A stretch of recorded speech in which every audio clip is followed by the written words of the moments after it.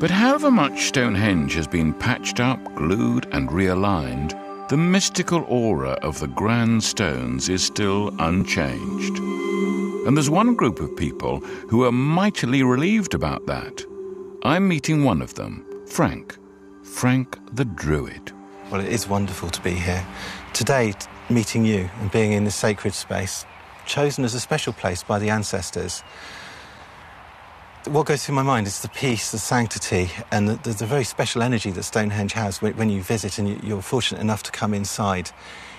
It's a place blessed. It's very, very special. But you don't have to be a druid to appreciate that side of it. Absolutely not. No, that's good. So I can speak to you on the same level, even though I'm not much of a druid. Yes. No, that's good. And for you, are you worried about the fact that people think of you as kind of made up or sort of lunatic or new age or all those images of druids? They're not exactly, oh, here's a sensible person, here's a druid. It's here's a druid, bit of a laugh, nutter. What do you think about that? Well, Stonehenge has attracted a lot of eccentrics, both in the field of science and mysticism and druidry. So you don't mind that? You don't mind? I do mind, because the druid tradition is very ancient. It has a great deal to offer to the modern world, especially as we go into this transition of climate change, and we as a people of Earth have to find a new way forwards. And there's nothing new age about that. I'm not sure I've got the right clothes to be a druid. No problem. We'll dress you in the robes of a bard. So that would be, well, like a bard would be a sort of poet? Essentially, the bards manifested in society as poets and artists who would travel and share the news. The early journalists, in fact, well, passing news between the tribes. I would have thought I'm a shoo-in for that, aren't I?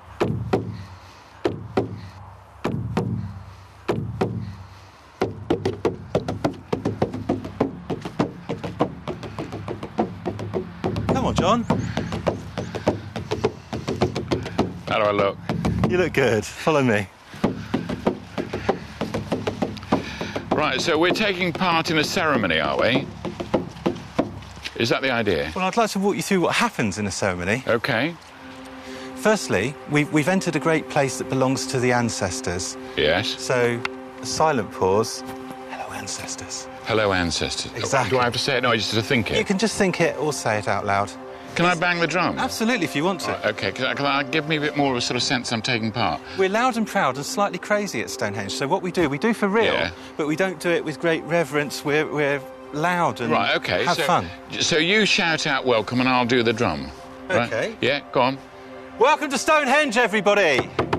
We are here this day to celebrate being in the presence of the ancestors. Shortly after the turning of the year of autumn equinox.